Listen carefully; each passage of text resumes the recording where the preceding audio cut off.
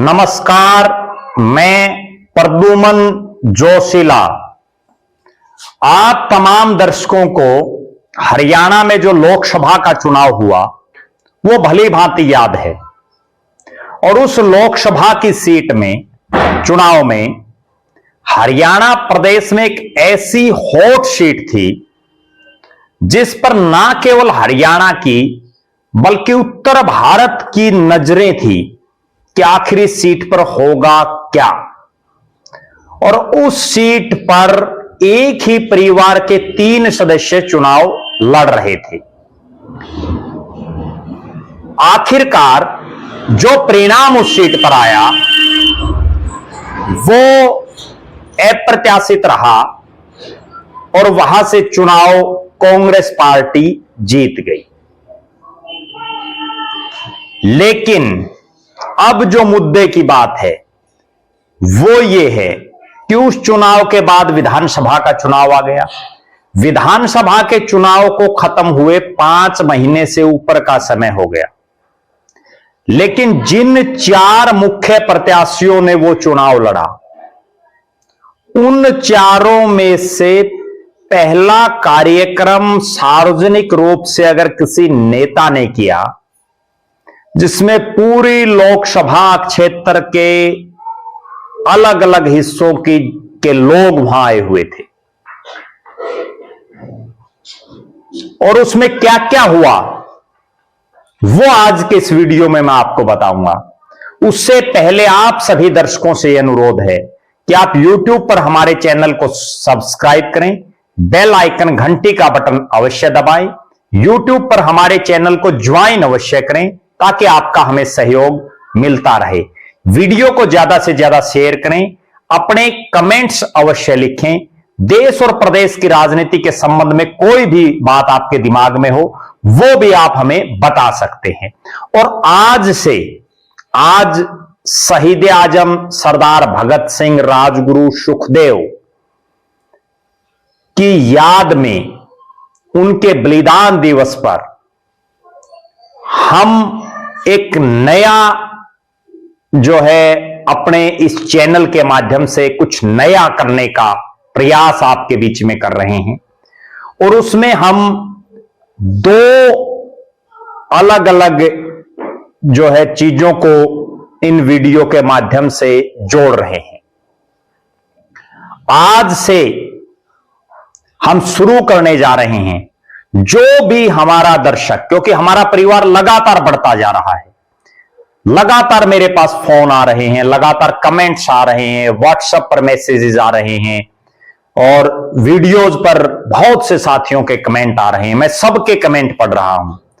आज से हम एक नई प्रक्रिया शुरू कर रहे हैं और वो ये है कि जो भी दर्शक हमारे वीडियो को सबसे ज्यादा शेयर करेगा, यानी ज्यादा से ज्यादा व्हाट्सएप ग्रुपों में, फेसबुक पर, ट्विटर पर, इंस्टाग्राम पर, सोशल मीडिया के किसी भी प्लेटफॉर्म पर जो सबसे ज्यादा शेयर करेगा हर रोज, उसमें एक दर्शक जो सबसे टॉप में रहेगा पूरे दिन का, उस दर्शक का नाम हम वीडियो में आपके बीच में लेंगे ताकि आप दर्शकों को भी यह पता चल पाए कि हमें कौन साथी कितना प्यार करता है। तो इसलिए आप जबरदस्त शेयर करें हर वीडियो को, ताकि और जिसको जितने साथी शेयर करेंगे उसका स्क्रीनशॉट लेकर के मेरे व्हाट्सएप नंबर 9416674472 9416674472 पर व्हाट्सएप भी अवश्य करें। दूसरा, आज से हम एक और प्रक्रिया भी शुरू कर रहे हैं और वो ये है कि जो भी साथी ज्यादा से ज्यादा कमेंट्स करेगा, मैं सबके कमेंट पढ़ता हूं, जिसके ज्यादा से ज्यादा कमेंट्स आएंगे वो चाहे वीडियो हो चाहे रील हो उन पर, उसका नाम भी हम इस वीडियो में आपके सामने प्रस्तुत करेंगे कि फला दर्शक ने हमारे वीडियो पर आज सबसे ज्यादा कमेंट करने का काम किया। आप उसका स्क्रीनशॉट लेकर के भी मेरे पास जरूर भेजें। अब मैं बात करने जा रहा हूं कि आज हिसार में जो हरियाणा प्रदेश की सबसे हॉट सीट थी, उस हिसार में जो लोकसभा के चुनाव में 2 नंबर पर रहे, यानी जो चुनाव हार गए, चौधरी रणजीत सिंह, जो अभी किसी भी पार्टी में नहीं है, उन्होंने अपने कार्यकर्ताओं का एक सम्मेलन बुलाया और उसमें इतनी गर्मी के बावजूद अपार भीड़ उमड़ी। हिसार लोकसभा के कोने कोने से लोग वहां मौजूद रहे। हिसार लोकसभा से 4 प्रत्याशी मुख्य रूप से चुनाव लड़ रहे थे। मैं चारों का वृतांत आपके बीच में रख रहा हूं।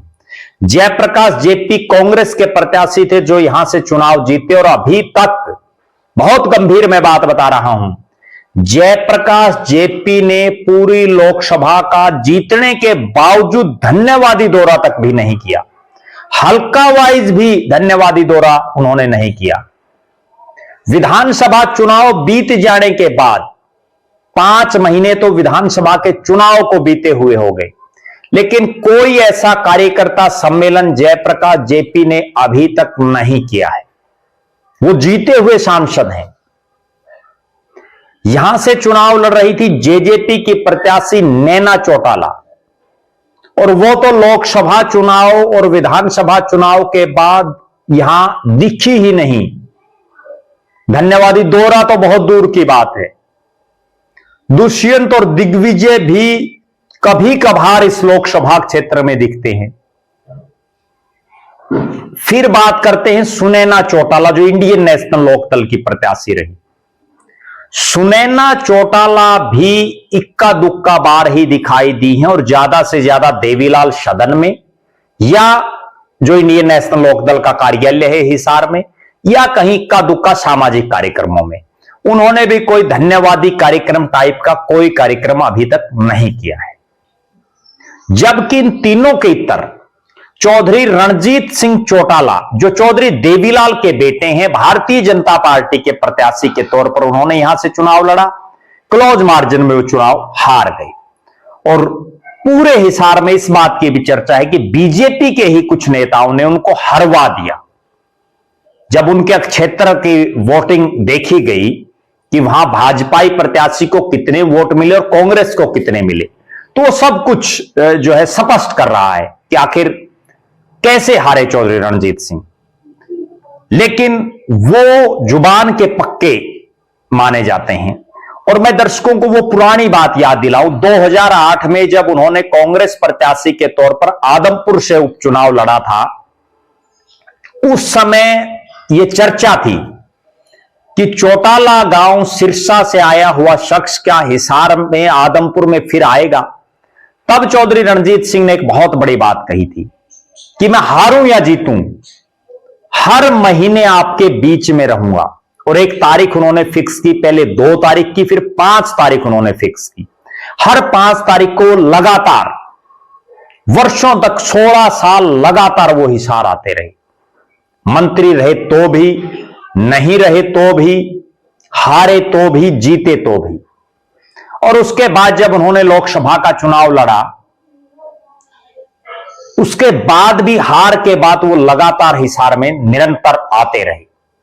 विधानसभा का चुनाव उन्होंने निर्दलीय प्रत्याशी के तौर पर लड़ा, क्लोज मार्जिन में चुनाव हार गई, लेकिन उसके बावजूद हार नहीं मानी और फिर से उन्होंने हिसार में वही जो उनका रूटीन था वो लगातार जारी है। हर 5 तारीख को आ रहे हैं। अभी चूंकि नगर निकाय चुनाव के चलते, आचार संहिता के चलते इस 5 तारीख को वो नहीं आ पाए। वो अपना कार्यक्रम रेस्ट हाउस में करते हैं और आचार संहिता जब लगती है तो रेस्ट हाउस में कोई कार्यक्रम इस तरह का नहीं हो पाता। तो उस लिहाज से अब इस 23 मार्च का उन्होंने वो दिन चुना जिस दिन अमर शहीद आजम सरदार भगत सिंह, राजगुरु सुखदेव को पूरा देश और पूरी दुनिया याद करती है।